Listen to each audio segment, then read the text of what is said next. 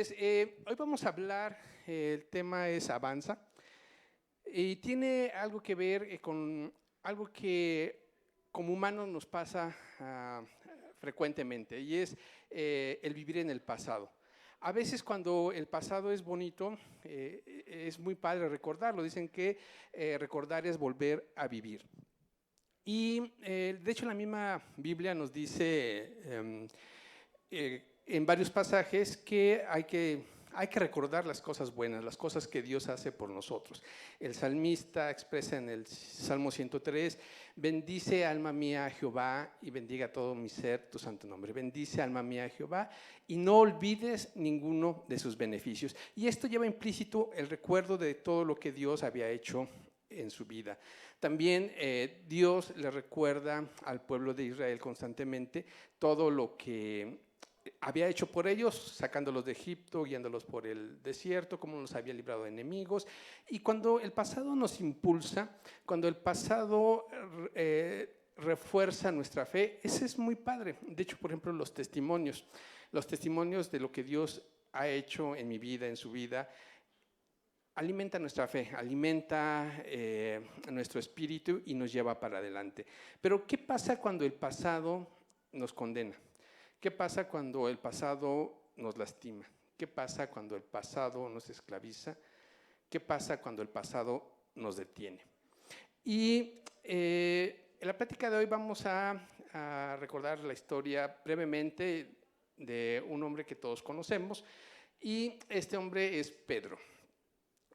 Todo el mundo recuerda a Pedro por dos cosas básicamente. Una, porque tiene las llaves y según la tradición popular nos va a estar esperando en el cielo para abrirnos. Y la otra es porque traicionó a Jesús. Entonces, estos dos hechos como que marcan mucho la vida de Pedro, al menos para nosotros. Pero vamos a ver un poquito de su historia. Vamos a ver y nos vamos a identificar un poquito con él. ¿Cómo inicia el ministerio de Pedro? Bueno, Jesús es bautizado en el Jordán, Jesús regresa, bueno, es tentado en el desierto, después regresa a su ciudad natal en Nazaret. Cuando está en Nazaret empieza a predicar, ahí empieza su ministerio. La verdad es que es rechazado porque todo el mundo lo conoce y dice, bueno, que no era el hijo del carpintero, no es el hijo de María, no creció con nosotros, ¿y qué mensaje es este? Entonces Jesús sale de Nazaret porque la gente es incrédula y se va a Capernaum, en una ciudad de Galilea. Ahí en Capernaum empieza su ministerio sanando a varias personas, entra a la casa de un Simón, que para ese entonces es desconocido para todos, y ese Simón después lo vamos a conocer como Pedro. Entra a la casa de Simón y sana a la suegra de Simón.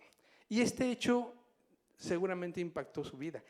Oye, este hombre ama a las suegras, y no solo las ama, sino que hasta las sana. Entonces, tiene un amor profundo por todo. Y esto les quedó marcado. Y más adelante Jesús se lo encuentra limpiando sus redes y le dice, sígueme. No temas, de ahora en adelante vas a ser pescador de hombres. Y Simón Pedro deja sus redes, deja lo que está haciendo y sigue a Jesús. Y ahí empieza para Simón Pedro, para Pedro, una vida de altas y bajas, una vida como montaña rusa, donde de repente está arriba, a veces decae, se vuelve a levantar.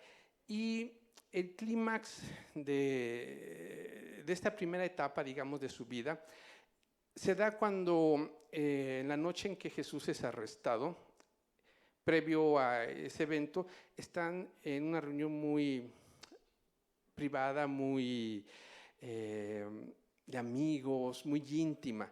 Y en esa reunión Jesús les dice, ustedes el día de hoy, esta noche, se van a alejar, me van a dejar solo.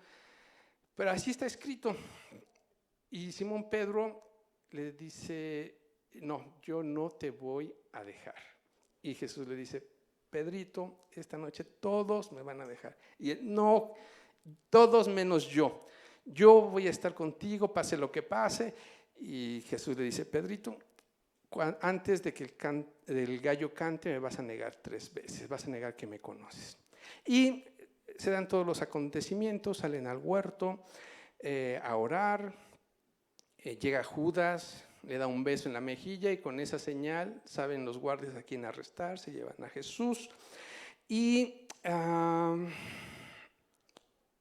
Pedro para esto va atrás de él, todo el mundo lo ha visto en las películas, pero de lejitos, y se encuentra una sirvienta, le dice, oye, ¿tú lo conoces porque tú hablas igual que él? No, yo no. Luego a los guardias, oye, ¿tú estabas con él?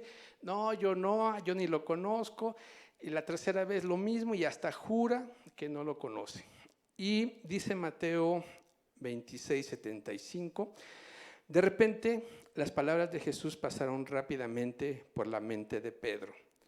Antes de que cante el gallo, negarás 3 veces que me conoces. Y Pedro salió llorando amargamente. Y vamos a dejar aquí a Pedro llorando amargamente un poquito. Vamos a ver, porque hay que olvidar a veces el pasado. Hay que olvidar el pasado cuando te condena. Si bien aceptamos, muchos de nosotros, de los que estamos reunidos aquí, de los que están conectados, doy por hecho que todos ya han tenido un acercamiento con Dios, que todos han aceptado a Jesús como su Salvador y han aceptado el perdón de sus pecados. Pero ¿qué pasa? Muchas veces nuestra mente actúa con un razonamiento muy lógico, muy humano. O sea, sí me perdonas, pero no todo. Sí, me perdonas, pero no puedes olvidar. ¿Por qué? Porque así somos nosotros. A veces hay un dicho, te perdono, pero no olvido. Y creemos que como funciona nuestra mente, funciona la mente de Cristo, funciona la mente de Dios, pero no es así. ¿Qué nos dice la palabra de Dios? Miqueas 7:19, en la Reina Valera 95, dice, Él volverá a tener misericordia de nosotros, o sea, Dios tendrá misericordia de nosotros. Sepultará nuestras iniquidades y echará a lo profundo del mar todos nuestros pecados. Cuando tú aceptas a Jesús, aunque parezca difícil de pensar, difícil de creer, Dios ya olvidó todos tus pecados. Aquello que te está atormentando y que dices, bueno, es que tú no me conoces, tú no sabes qué tan canijo fui, qué tan difícil fue todo lo que hice, por eso lo dices. Pero, ¿qué dice Dios? Dios te está diciendo en esta hora, en Isaías 43:25, dice, y yo soy quien borro tus rebeliones por amor de mí mismo y no me acordaré de tus pecados. ¡Wow! No me acordaré de tus pecados. Tú puedes decirle en esta hora, sí, pero es que robé tantas veces, golpeé tantas veces, hice esto, hice aquello, y Dios te está diciendo, ¿de verdad? No me acuerdo. ¿Puedes creer eso? No tengo de esto memoria. Entonces, ¿cuándo hay que olvidar el pecado? ¿Cuándo hay que olvidar el pasado, perdón? Olvídalo cuando te condenen. Ya todo es hecho nuevo, ninguna condenación hay para los que están en Cristo Jesús. Las cosas viejas pasaron, todas son hechas nuevas. Entonces, hay un versículo que es el versículo base de nuestra plática del día de hoy, es Filipenses 3:13. Y en esta, no sé si lo puedan poner por favor,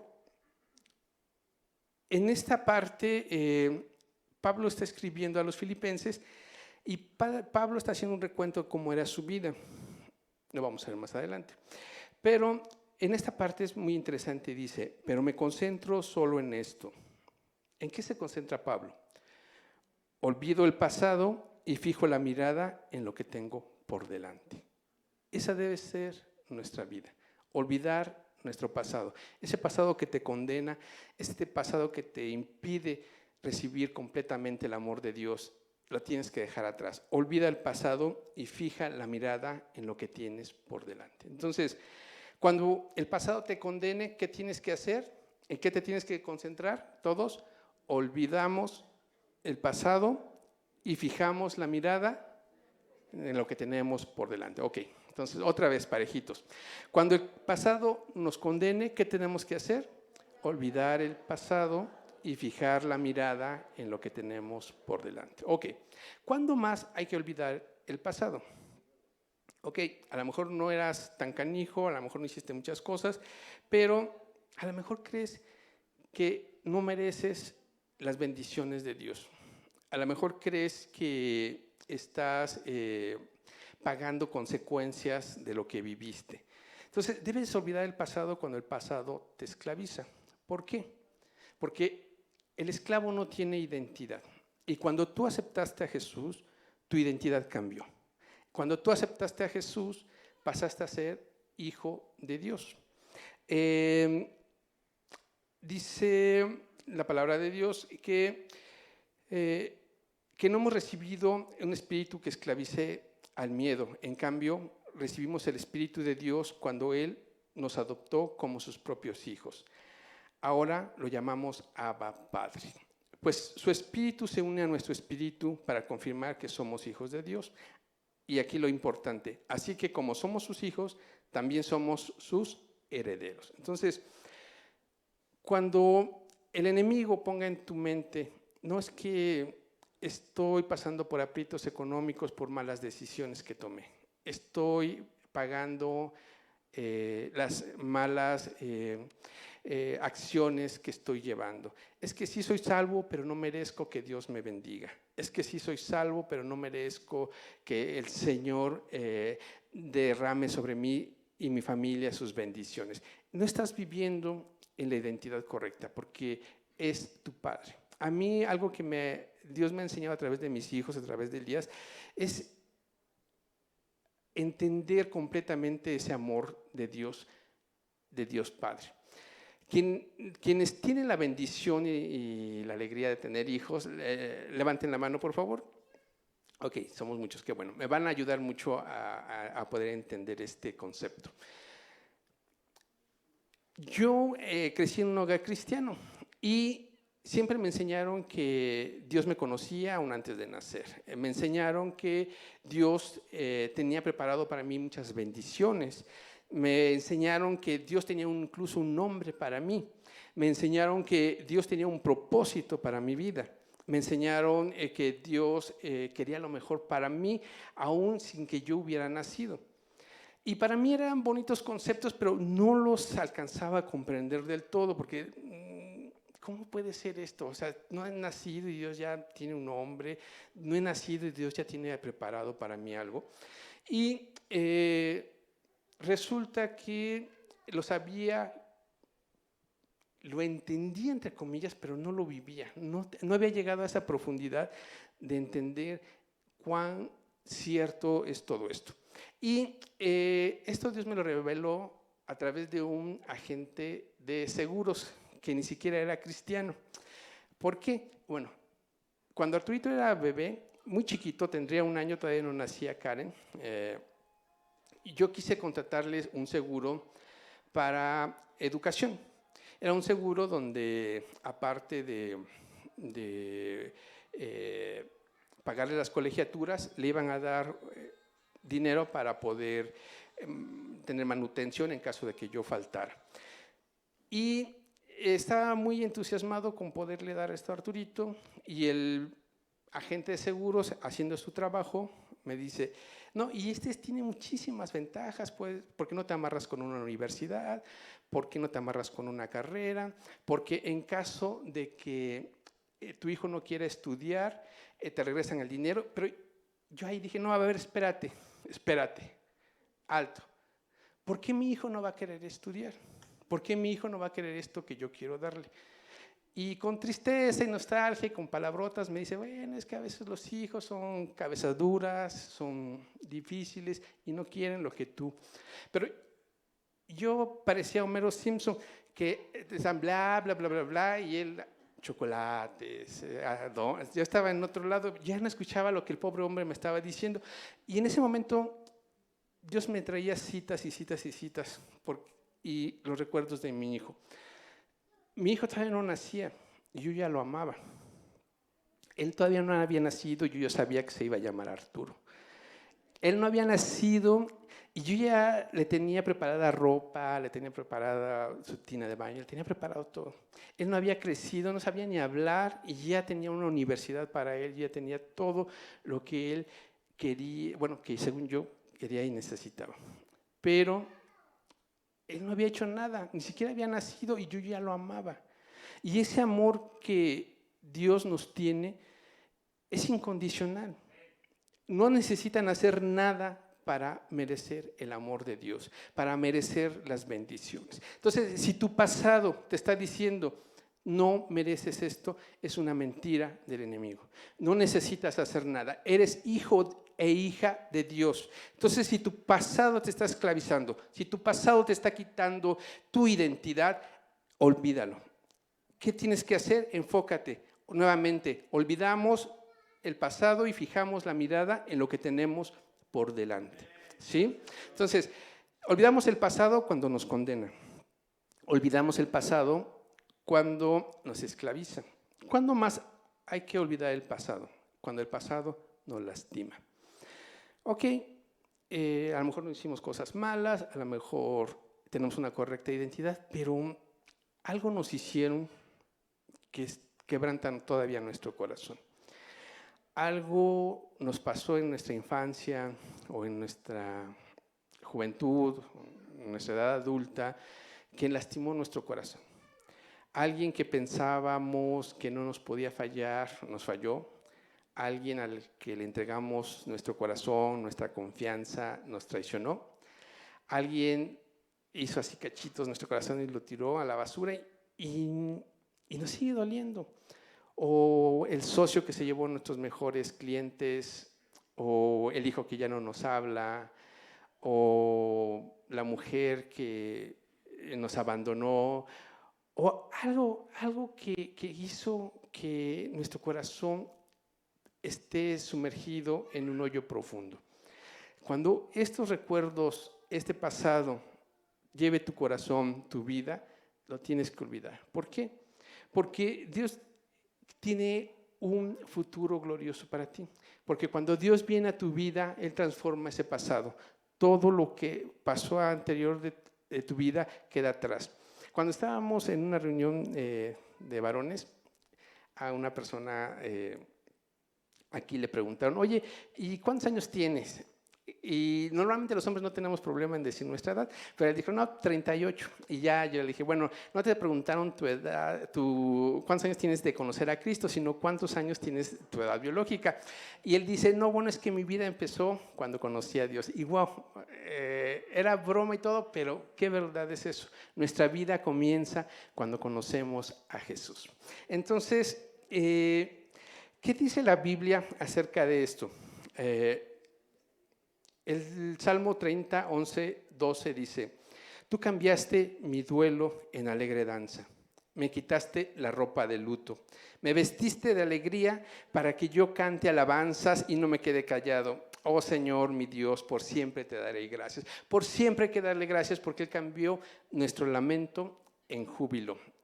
Nos quitó la ropa de luto y nos puso ropas de alegría. La ropa de luto era algo que lastimaba, eran ropas muy ásperas, eran ropas muy rudas, muy toscas, que al ponértelas te lastimaban.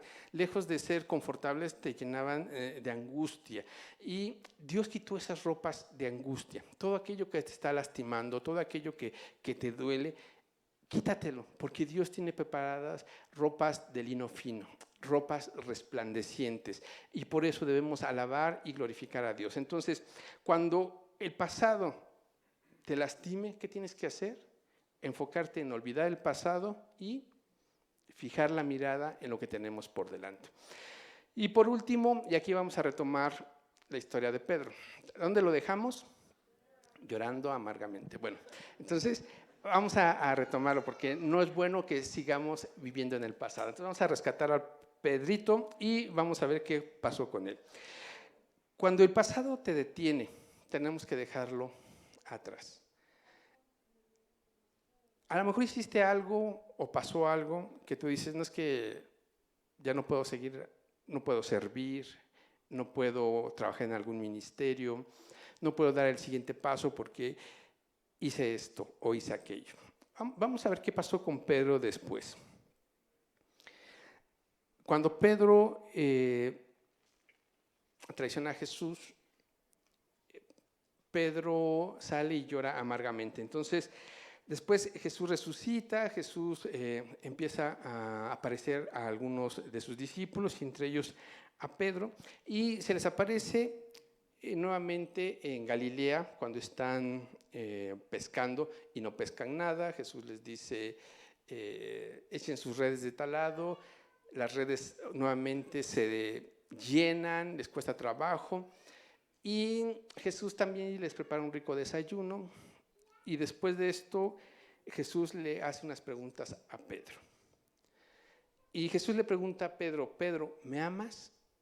En el griego hay 3 palabras para amor. Uno es el amor ágape, que es el amor divino, el amor de Dios por nosotros, el amor que todo lo puede, que todo lo cree, que todo lo soporta, el amor que nunca deja de ser. Ese es el amor ágape, ¿sí? Ese es el amor que Jesús le pregunta a Pedro. Pedro, ¿me ágape? Y Pedro le dice, Señor, yo te filos. Filos es otro amor, filos es el amor filial, es el querer, es el que sentimos por los amigos, por la familia, es el amor filial, y el otro amor es el amor eros, el que sentimos por nuestra pareja, ¿sí? Entonces Jesús le está preguntando, Pedro, ¿me amas, ágape? O sea, el amor tremendo, incondicional. Y Pedro le contesta, Jesús, te quiero. En una segunda ocasión, Jesús le vuelve a preguntar, Pedro, ¿me amas? Y Pedro le vuelve a contestar, Jesús, te quiero. Entonces Jesús le pregunta la tercera vez, Pedro, ¿me quieres? Y Pedro le dice, Señor, tú lo sabes todo, tú sabes que te quiero. Pedro, ¿por qué no le pudo decir, sí, Jesús, te amo? Aquí vemos todavía ecos, resonancias de esa parte, de esa situación que Pedro había vivido. Él sentía que cuando había tenido que demostrar ese amor, no lo hizo, y él decía, no soy capaz de amarte, te quiero solamente. Y a lo mejor esto nos está pasando a nosotros.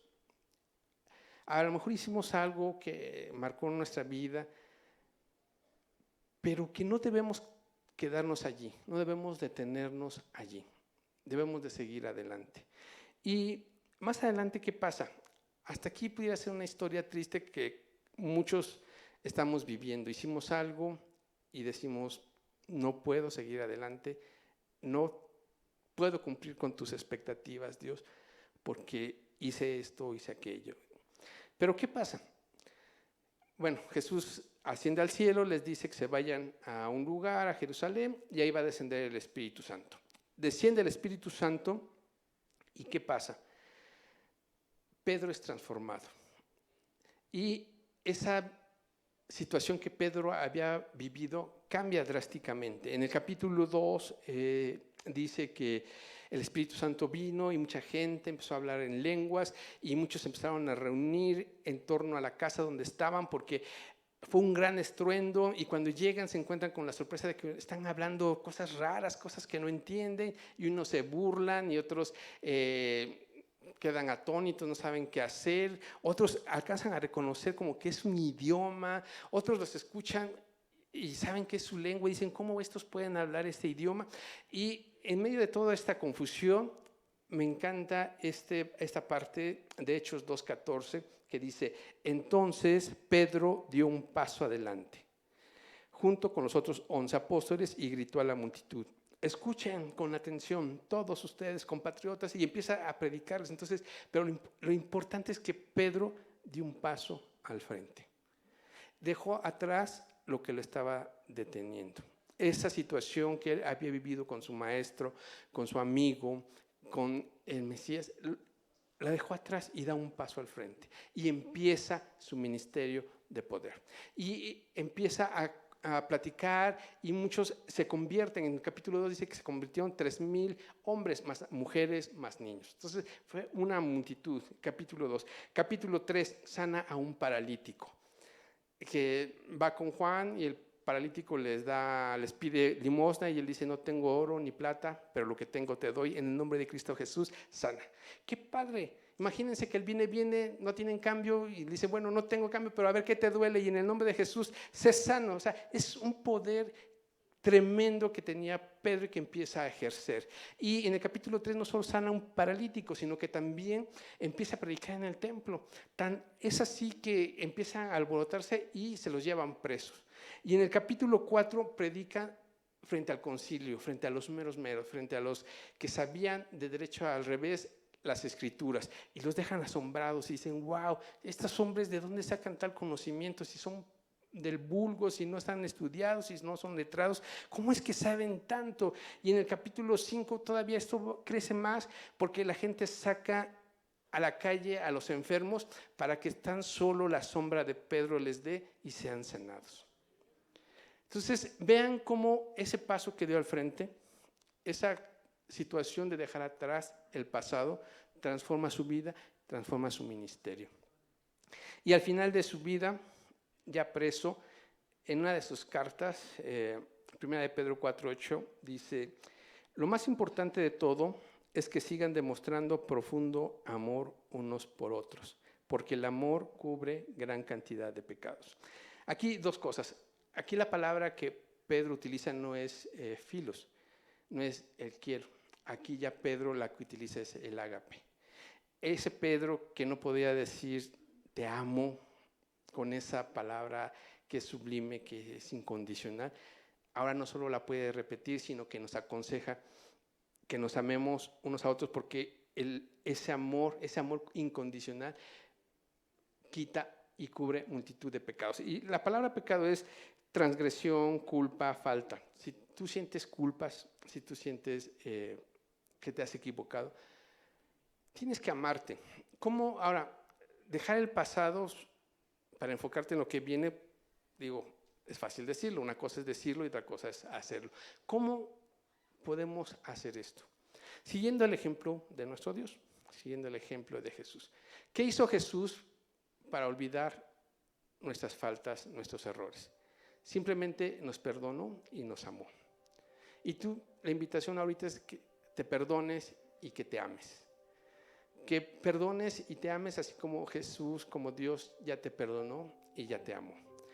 Y así como Pedro, una vez que fue envuelto, sumergido en el Espíritu Santo y pudo dar ese paso al frente, que tú busques esa conexión con el Espíritu Santo. Que cuando estés en tu casa orando, si sientes que todavía tienes algo que te condena, si sientes que tienes algo que te esclaviza, si sientes que tienes algo que te entristece, si sientes que tienes algo que te detiene, conéctate con el Espíritu Santo y da ese paso al frente y deja eso atrás y enfócate en lo que Dios tiene preparado para ti. Entonces, Pedro fue un cambio tremendo cuando pudo perdonarse, cuando pudo amarse, cuando se conectó con el Espíritu Santo. Y eso es cuando nos pasan cosas malas, pero también cuando nos pasan cosas buenas, a veces nos quedamos en el pasado, porque pensamos que ya no hay más. En este pasaje de de Filipenses 3:13, si leemos antes, Pablo está haciendo un recuento de su vida. Y Pablo dice y lo dice no con orgullo, sino como una realidad, cómo era su vida. Él era, dice, judío de judíos, maestro de la ley, estudió con los mejores maestros, había cumplido con todas las costumbres, circuncidado al 8º día, presentado a los 40. Se sabía todo. Pero también él recordaba cómo había perseguido a la iglesia, cómo había consentido y animado a que muchos murieran. Pero las cosas buenas y las cosas malas, él las deja atrás y él escribe esto. Pero una cosa me concentro, olvido el pasado y me enfoco en lo que está por delante. Entonces, si ya hiciste, si Dios te ha usado mucho, tampoco que eso te detenga, porque lo que viene es mucho mejor. Entonces, cuando el pasado te detiene, cuando el pasado te esclaviza, cuando el pasado te mantiene dolido, cuando el pasado no te deja vivir esa identidad y esa realidad en Dios, olvídalo y enfócate en lo que Dios y sus planes perfectos tienen para su vida, ¿sí?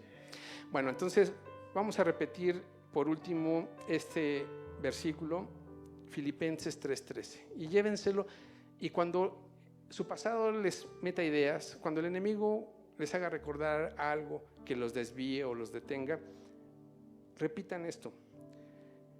Pero me concentro solo en esto. ¿En qué? Olvido el pasado y fijo la mirada en lo que tengo por delante. Ustedes son hijos de Dios. Nada cambia su identidad. Nada trastorna esto que Dios ya hizo por ustedes. ¿Sí? Bueno, vamos a darle gracias a Dios.